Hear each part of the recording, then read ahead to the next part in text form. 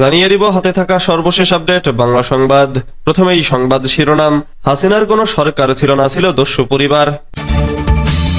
এরপর জানিয়ে দিব বিচার ও সংস্কার কতটুকু হলো, কড়াই গন্ডায় জবাব নেব বলেছেন নাহিদ। এদিকে সালাউদ্দিনকে নতুন দায়িত্ব দিল বিএনপি। আরো জানিয়ে দিব ছাত্রদল সম্পাদকের বক্তব্যের নিন্দা ঢাবি শাখা শিবিরের। সর্বশেষ জানিয়ে দিব আইনশৃঙ্খলার অবনতি, স্বরাষ্ট্র মন্ত্রণালয়ের দায় এড়ানোর সুযোগ নেই বলছে গণসংহতি আন্দোলন। এতক্ষণ শুনছিলেন সংবাদ শিরোনাম, এবারে বিস্তারিত। হাসিনার কোনো সরকার ছিল না, ছিল দস্যু পরিবার। শেখ হাসিনার 17 বছরের স্বৈরাচারী শাসনের পতন হয়েছে ছাত্র জনতার গণঅভ্যুত্থানে। 5 আগস্ট পালিয়ে ভারতে আশ্রয় নেন স্বৈরাচার হাসিনা। তবে শেখ হাসিনা পালিয়ে যাওয়ার আগে দেশকে রেখে গেছেন ধ্বংসস্তূপ করে। ভারতে বসেও তিনি বাংলাদেশকে অস্থিতিশীল করার চেষ্টা করেছেন। প্রসঙ্গত, অন্তর্বর্তীকালীন সরকারের প্রধান উপদেষ্টা ডক্টর মোহাম্মদ ইউনূস ব্রিটিশ সংবাদ মাধ্যম গার্ডিয়ানকে এক সাক্ষাৎকারে দিয়েছেন। হাসিনার শাসনামল সম্পর্কে তিনি বলেছেন, হাসিনার শাসনে কোনো সরকার ছিল না, এটা ছিল একটা দস্যু পরিবার। বসের পক্ষ থেকে যে কোনো আদেশ এলেই কার্যকর হয়ে যেত। হাসিনার শাসনামলের প্রকৃত বর্ণনায় প্রধান উপদেষ্টা বলেছেন, কেউ সমস্যা করেছে তাদেরকে গুম করে দেব। নির্বাচন আয়োজন করতে চান, সব আসনে আপনার বিজয় নিশ্চিত করব। আপনি টাকা চান, ব্যাংক থেকে লাখ লাখ ডলার ঋণ নিন, শোধ করতে হবে না। ডক্টর ইউনূস বলেছেন, সরকারের সক্রিয় অংশগ্রহণে ব্যাংকগুলো থেকে জনগণের অর্থ লুট করার পরিপূর্ণ লাইসেন্স দেয়া হয়েছিল। কর্মকর্তাদের বন্দুক দিয়ে পাঠিয়ে সবকিছু সই করিয়ে নিত। প্রধান উপদেষ্টা বলেছেন, তিনি যে ক্ষতি করেছেন তা ছিল ভয়াবহ।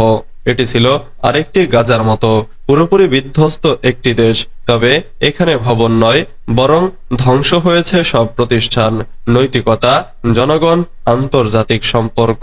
ভারতে আশ্রয় নিয়ে শেখ হাসিনা নতুন বাংলাদেশ নিয়ে অপপ্রচার চালাচ্ছেন এবং এতে দেশ অস্থিতিশীল হচ্ছে বলে মনে করেন ডক্টর ইউনূস। তিনি বলেছেন, ভারত তাকে আশ্রয় দিচ্ছে, এটা মানা যায়। আমরা যা যা করছি ভারতকে ব্যবহার করে তা নষ্ট করার প্রচারণা চালাতে দেওয়াটা বিপজ্জনক। এটি দেশকে অস্থিতিশীল করে তোলে।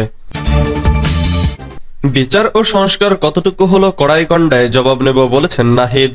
বিচার ও সংস্কার কতটুকু হলো তা আমরা কড়াই গন্ডায় জবাবদিহিতা নেব বলে মন্তব্য করেছেন জাতীয় নাগরিক পার্টির আহ্বায়ক নাহিদ ইসলাম। নাহিদ ইসলাম বলেন, আমরা ডক্টর মোহাম্মদ ইউনূসকে আমন্ত্রণ আহ্বান জানিয়ে সরকারের প্রধান উপদেষ্টা করেছিলাম। অন্যান্য উপদেষ্টাবৃন্দ রয়েছেন, সেনাপ্রধান রয়েছেন, তারা প্রত্যেকে কিন্তু কমিটমেন্ট দিয়েছিলেন মানুষের জানমালের নিরাপত্তা এবং বিচারের দায়িত্ব তারা নিচ্ছেন। ফলে এই কমিটমেন্ট থেকে কিন্তু তারা দূরে সরে যেতে পারবে না, জনগণের সামনে কিন্তু দাঁড়াতে হবে। ফলে আমরা কিন্তু কড়াই গন্ডায় জবাবদিহিতা নেব, আমাদের বিচার কতটুকু আদায় হলো, সংস্কার কতটুকু আদায় হলো। বিচারের আগে নির্বাচনের বিষয় উল্লেখ করে তিনি বলেন, আমাদের বলা হচ্ছে আমরা নাকি নির্বাচন পেছানোর রাজনীতি করছি। খুব পরিষ্কারভাবে পাল্টা আপনাদের বলতে চাই, আপনারা বিচার ও সংস্কার পেছানোর রাজনীতি করবেন না। বিচার ও সংস্কারের প্রতি ঐকমত্য পোষণ করুন। নির্বাচন আমরা আপনাদের করে দিতে সহায়তা করব। নাহিদ ইসলাম বলেন, সংস্কারকে বলবো দ্রুত বিচার ও সংস্কারের রোডম্যাপ ঘোষণা করতে হবে। কতদিনের মধ্যে কোন প্রক্রিয়ায় আমরা দৃশ্যমান বিচার কার্যক্রম দেখতে পারবো এবং দৃশ্যমান সংস্কার বাস্তবায়ন করতে পারবো, সেটার সুস্পষ্ট রোডম্যাপ অবিলম্বে ঘোষণা করতে হবে। তিনি বলেন, রাজনৈতিক দলগুলো যদি নির্বাচনের জন্য এত তাড়াহুড়া করে, ভোট চাইতে গেলে কিন্তু সেই জবাবদিহিতা তাদের দিতে হবে। আমরা বলবো, বাংলাদেশে যে ঐকমত্য প্রতিষ্ঠিত হয়েছে, আমরা সেই ঐকমত্য ধরে রাখতে চাই। সালাউদ্দিনকে নতুন দায়িত্ব দিল বিএনপি। বাংলাদেশ জাতীয়তাবাদী দলের জাতীয় নির্বাহী কমিটির সদস্য পদে সালাউদ্দিন খানকে অনুমোদন দেওয়া হয়েছে। পাশাপাশি খুন, গুম ও মামলা তথ্য সংরক্ষণের জন্য বিএনপির কেন্দ্রীয় কার্যালয়ে সংযুক্ত করা হয়েছে। সোমবার রাতে দলটির মহাসচিব মির্জা ফখরুল ইসলাম আলমগীর স্বাক্ষরিত এক বিজ্ঞপ্তিতে এ তথ্য জানানো হয়। এতে বলা হয়, বিএনপির ভারপ্রাপ্ত চেয়ারম্যানের নির্দেশে সালাউদ্দিন খানকে নির্বাহী সদস্য পদে অনুমোদন দেওয়া হয়েছে। বর্তমানে তিনি পাবনার সাথিয়া উপজেলা কৃষক দলের সদস্য সচিবের দায়িত্বে রয়েছেন। বিএনপির আদর্শ ও সব কর্মকাণ্ডে সঠিকভাবে দায়িত্ব পালনে অবিচল থাকার অনুরোধ জানানো হয়েছে দলটির পক্ষ থেকে। ছাত্রদল সম্পাদকের বক্তব্যের নিন্দা ঢাবি শাখা শিবিরের। ইসলামী ছাত্র শিবির ঢাকা বিশ্ববিদ্যালয় শাখার সভাপতি এস.এম. ফরহাদকে নিয়ে বাংলাদেশ জাতীয়তাবাদী ছাত্রদলের সাধারণ সম্পাদক নাসিরউদ্দিন নাসিরের ভুল, অপব্যাখ্যা ও মিথ্যা বক্তব্যের তীব্র নিন্দা ও প্রতিবাদ জানিয়েছেন বাংলাদেশ জামাতে ইসলামী ছাত্র শিবিরের ঢাকা বিশ্ববিদ্যালয় শাখার সভাপতি এস.এম. ফরহাদ ও সেক্রেটারি মহিউদ্দিন খান। সোমবার 10 মার্চ বাংলাদেশ ইসলামী ছাত্র শিবির ঢাকা বিশ্ববিদ্যালয় শাখার প্রচার সম্পাদক মোহাম্মদ সাজ্জাদ হোসেন খান স্বাক্ষরিত এক সংবাদ বিজ্ঞপ্তিতে এ তথ্য জানানো হয়েছে।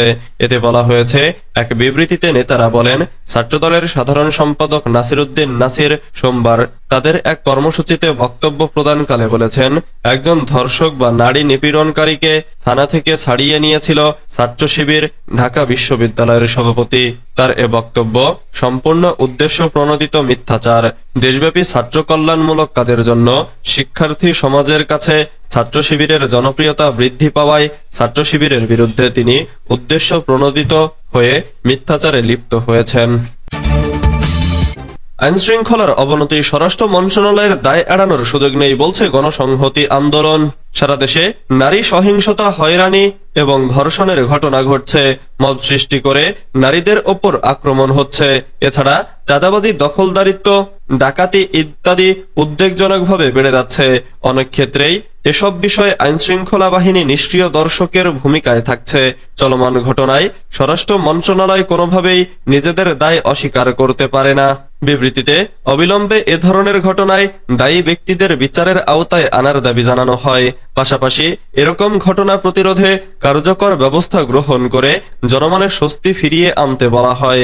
দলটি মনে করে, আইনশৃঙ্খলা পরিস্থিতির এই অবনতি স্বরাষ্ট্র মন্ত্রণালয়ের কার্যকারিতাকে দারুণভাবে প্রশ্নবিদ্ধ করে। গণঅভ্যুত্থানে অংশগ্রহণকারী বিভিন্ন শক্তি ইতোমধ্যেই প্রতিরোধ গড়ে তুলেছে উল্লেখ করে বিবৃতিতে বলা হয়, এই প্রতিরোধকে আমরা স্বাগত জানাই। জনগণের প্রতিরোধী শক্তি আগামী দিনে বাংলাদেশকে সঠিক দিশা দেখাতে পারে। গণঅভ্যুত্থানের সব শক্তিকে ঐক্যবদ্ধ হয়ে এই নিপীড়ক শক্তির বিরুদ্ধে প্রতিরোধ গড়ে তোলার আহ্বান জানানো হয়। বিবৃতিতে বলা হয়, নারীরা বাংলাদেশের গণঅভ্যুত্থানের নিয়ামক শক্তি।